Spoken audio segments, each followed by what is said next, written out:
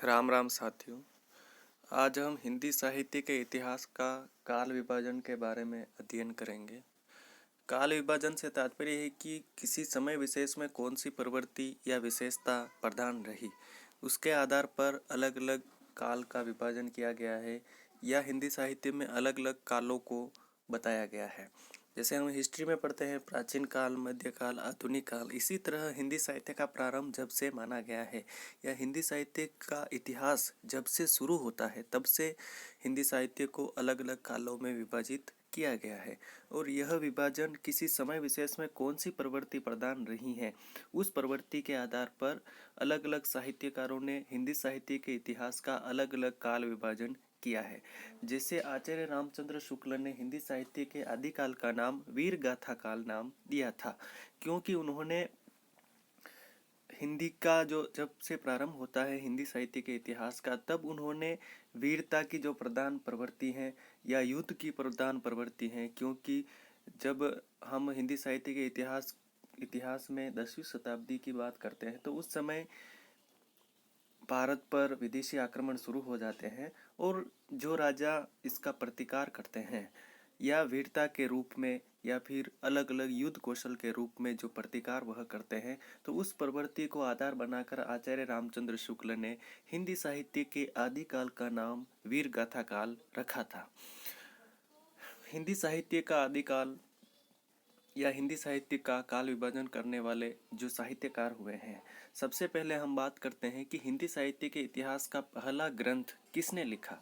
हिंदी साहित्य के इतिहास का पहला ग्रंथ एक विदेशी साहित्यकार जिनका नाम था गार्सा द तासी, वह फ्रांसीसी थे, फ्रांस के, और उन्होंने फ्रेंच भाषा में हिंदी साहित्य के इतिहास का पहला ग्रंथ लिखा था। तो साथियों, हम बता सकते हैं या हमें पता होना चाहिए कि हिंदी साहित्य के इतिहास लेखन का सर्वप्रथम प्रयास एक फ्रांसीसी विद्वान ने किया था जिनका नाम है गार्सा द तासी। उनकी रचना का नाम है इस्तवार द लो लितियतुर एंदुई ए एंदुस्तानी। दोस्तों, यह ग्रंथ फ्रेंच भाषा में लिखा गया है।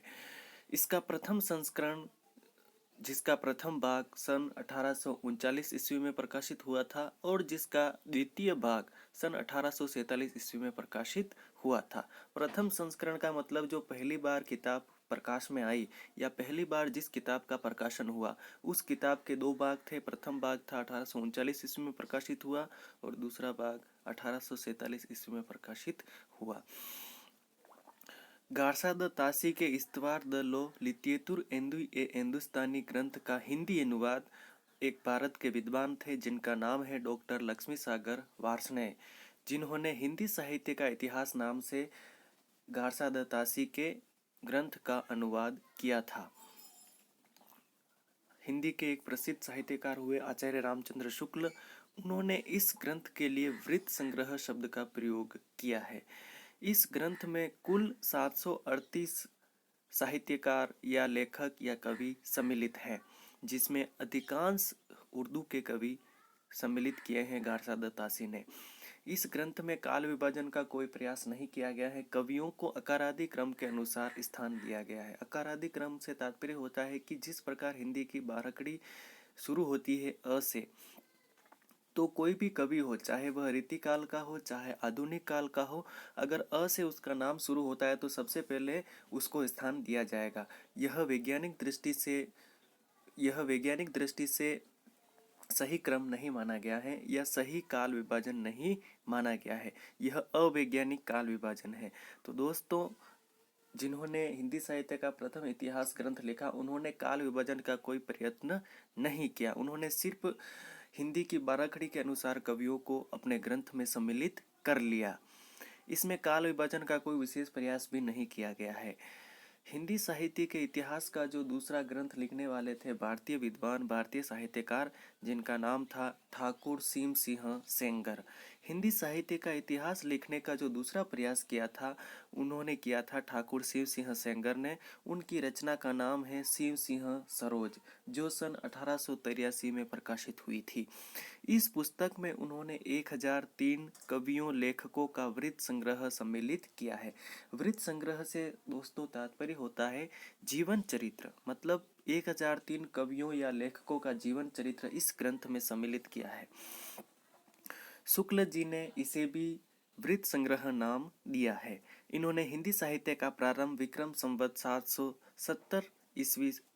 संवत 770 से माना है तथा हिंदी का प्रथम कवि पुष्य, जिसे पुंड भी कहा जाता है और जिसे पुष्पदंत भी कहा जाता है, जो स, जिसका जो 613 ईस्वी में माने गए हैं। अर्थात 613 ईस्वी के एक कवि थे जिनका नाम था पुष्य पुंड या पुष्पदंत, जिनको हिंदी साहित्य का प्रथम कवि ठाकुर शिव सिंह सेंगर ने माना है। दोस्तों, अब हम बात करते हैं कि सच्चे अर्थों में हिंदी साहित्य का प्रथम इतिहास ग्रंथ लिखने वाले साहित्यकार, जिनका नाम है George Abraham Grierson. George Abraham Grierson ने एक ग्रंथ लिखा जिसका नाम है the modern vernacular literature of Hindustan.